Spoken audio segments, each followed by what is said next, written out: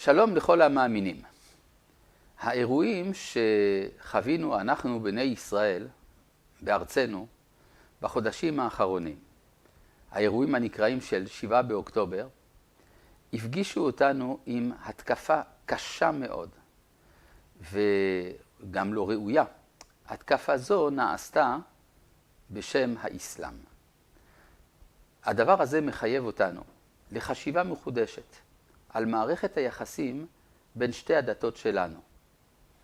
הרי אי אפשר שהדברים יישארו כפי שהיו. והגיע הזמן אולי שחכמי האסלאם קצת ישמעו מתוך היהדות מהי העמדה של היהדות ביחס לאסלאם. מתוך ההקשבה הזאת ייתכן גם שדברים ישתנו לטובה ויהיה שיתוף פעולה בין בני ישראל לבין בני ישמעאל. שתי הדתות שלנו מאמינות שהשם אחד, ייחוד האל. שתי הדתות מקבלות שלאלוהים אין גוף ולא דמות הגוף, ויש שלילה של האלילות. אמנם האופן שבו היהודים תופסים את ייחוד הבורא, לבין האופן שבו הייחוד הזה נתפס באסלאם, הוא אופן שונה. אבל למרות השוני, ישנה אפשרות ליהודי, למשל, להתפלל במסגד, בעוד שבמקום שבו עובדים לאלילים, הדבר הזה אסור על היהודים. כך שיש קרבה, אפילו הלכתית מסוימת, בין שתי הדתות האלה. כמו כן גם, היהדות מדברת על 7 מצוות אוניברסליות, 7 מצוות שניתנו לבני נוח על ידי האל. בני נוח, האנושות כולה. וגם האסלאם באופן עקרוני מקבל את 7 המצוות האלה, למרות שלצערנו הרב לא תמיד החיובים המוסריים הנובעים מ7 המצוות האלה מומשו כלפי מי שאינם מוסלמים. והדבר הזה מצער אותנו, ולא רק באופן נקודתי, כי אם בגלל שזה נוגע לאופן הפצת האמונה.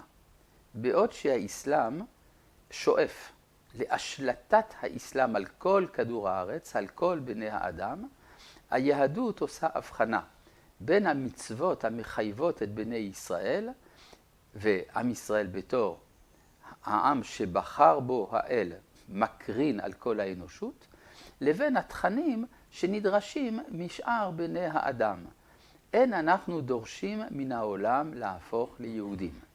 אבל ישנן הדרכות, ישנם מסרים, ישנם ערכים שמופצים על ידי עם ישראל עבור העולם כולו.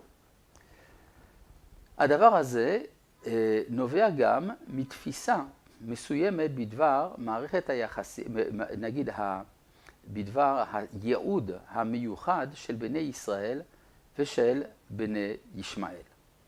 לפי הנאמר בתורה בספר בראשית, בפרק י"ז, נאמר במפורש שישמעאל מקבל ברכה גדולה, ברכת הריבוי, ברכת ההתפשטות של האמונה בעולם, והוא יכול לעשות את זה גם בלי אלימות, כשהברכה שלו, של האמונה ועבודת האל, נוגעת לאדם הפרטי, ליחיד, למיליונים, למיליארדים של יחידים.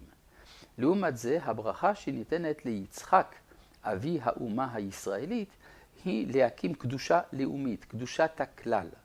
קדושת הכלל שמהווה אחר כך מודל לחיקוי עבור האנושות כולה. כך שיש לנו כאן עבודה משותפת של קדושת הפרט אצל בני ישמעאל, קדושת הכלל אצל בני ישראל. אם הדבר הזה יובן, אז כמובן יכול גם להיווצר שיתוף פעולה. אבל הדבר הזה דורש מספר הבנות. האחת, בניגוד למה שמקובל לרוב שתורת משה חלילה בטלה, אנחנו בני ישראל יודעים שתורת משה היא נצחית, היא לא בטלה כלל וכלל. האמת היא שבקוראן לא נאמר במפורש שום דבר על ביטול תורת משה. להפך, ישנם פסוקים רבים שמהם אפשר להבין שתורת משה עדיין תקפה עבור היהודים, ושהאסלאם רואה את עצמו כשליח אל אומות אחרות. כמו כן גם יש טענה של התחריף, שבני ישראל זייפו משהו מכתבי הקודש. הדבר הזה מקשה על הדיאלוג בינינו, כיוון שאין אמון במסורת שלנו. ואחת הנקודות האקטואליות ביותר, המצווה האלוהית על בני ישראל לרשת את ארצם. והדבר הזה מופיע מספר פעמים גם כן בקוראן, והגיע הזמן שבני ישמעאל יבינו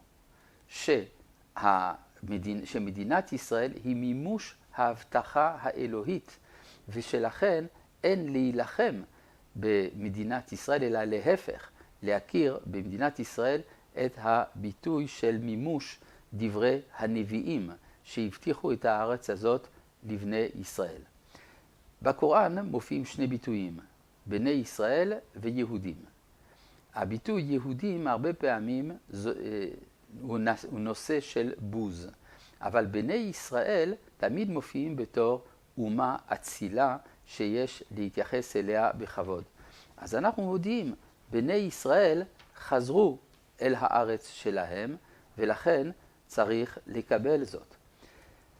כמו כן גם, ייתכן שלאסלאם תהיה ברכה גדולה מלימוד אצל חכמי ישראל של המנגנון הנקרא אצלנו תורה שבעל פה, שמאפשר להתאים את הפסוקים של כתבי הקודש לדרישות של העולם המודרני ושל המוסר המתפתח בעולם.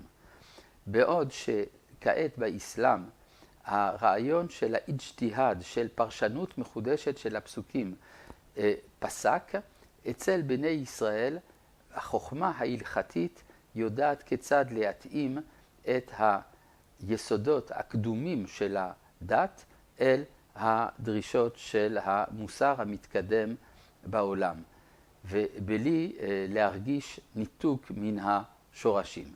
כך שהמפגש בין חכמי ישראל לבין חכמי האסלאם שיקבלו את העמדות שהבאנו כאן בשם היהדות, יכול להיות גם לברכה לבני ישמעאל, ויתקיים מה שאמר מלאך האלוהים אל הגר, אמו של ישמעאל, שובי אל גבירתך.